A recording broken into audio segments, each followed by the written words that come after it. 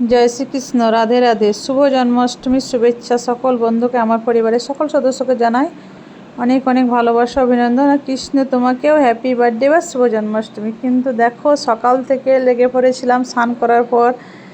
যাই হোক, এগুলো একটু করা কম্মা রেডি করার পর ঠাকুর ঘরে চলে আসলাম। প্রথম থেকে একটু ব্যস্ত ছিলাম, তাই ভিডিওটা শ্যুট করতে পারিনি, কিন্তু যতটুকু পেরেছি ততটুকু তোমার সাথে শেয়ার করছি। দেখো, এবার গোপোষণাকে একটু স্নান করিয়ে নিই। স্নান করার জন্য ওকে একটু ঘি মাখিয়ে দিলাম, এরপর একটু চন্দন দিয়ে পুষ্প দিয়ে গঙ্গা জল দিয়ে স্নানটা করে দেবো। কিন্তু কে কীভাবে করাও সেটা অবশ্য আমি জানি না, কিন্তু আমি এভাবেই করানোর চেষ্টা করি।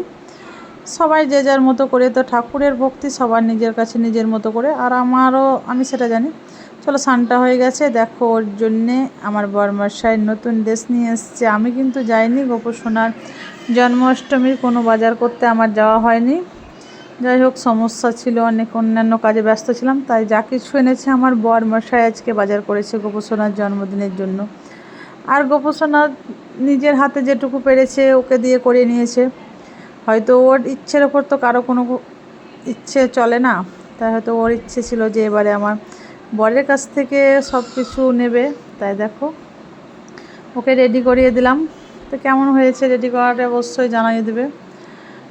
এরপর দেখো, আমি যতটুকু পেরেছি ভোগ, মিষ্টি, ধূপ, ধুনো আর জন্মাষ্টমীর স্পেশাল আইটেম সেটাতে হচ্ছে তাল বড়া, লুচি, পায়েস, এগুলো তো করে ফেলেছি কম বেশি। আর ফুলও অনেকগুলোই কম বেশি ছাদে ফুটেছিল। আমি আমার মতো করে দেখো ঠাকুরকে নিবেদন করে দিলাম। তো জানি না ঈশ্বর কতটা গ্রহণ করবে, সেটা তার উপর নির্ভর করে, কিন্তু আমি চেষ্টা করেছি। আর ঈশ্বর তো সবার যে যার মতো করে দেয় সেটা নেয়, কারণ উনি তো হচ্ছে সর্বত্রে বিরাজমান, আর সব কিছুর মধ্যেই তো উনি। আমাকে দিয়ে যেটাই করাচ্ছে সেটার মধ্যে উনি, আর যেটা করছি না সেটার মধ্যে উনি। উনি যেটা ভাবেন সেটাই হয়, আর উনি না ভাবলে তার কিছু আমি বলে কিছুই নেই, সব কিছুতে ঈশ্বর। তাই দেখো, পুজোটা সারার পরে যাই হোক একটু আরতি সেরে নিলাম।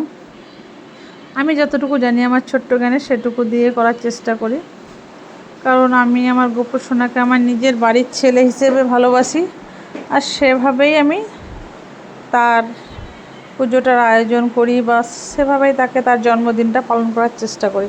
আমার ছেলে মেয়েদের যেভাবে করার চেষ্টা করি উৎসর্গ পালন করার, সেভাবেই ওরাও চেষ্টা করি, আর সেই হিসেবে আমি জন্মাষ্টমীটাকে নিই।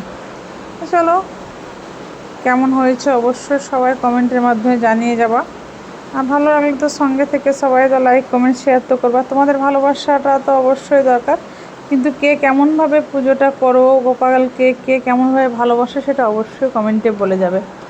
কারণ গোপাল হচ্ছে বাড়ির আর একটা সন্তান, এই হিসাবে যে নেবে সবার দেখবা বাড়িটা খুশিতে ভরে যাবে। গোপাল সবার ওপরেই সদয় হবে, কারণ ঈশ্বরকে যে যেমনভাবে চায় তাকে সেভাবেই দেয়, চাহে ধনী গরিব যে যেটা সবাই। তো কেমন হয়েছে ভিডিওটা অবশ্যই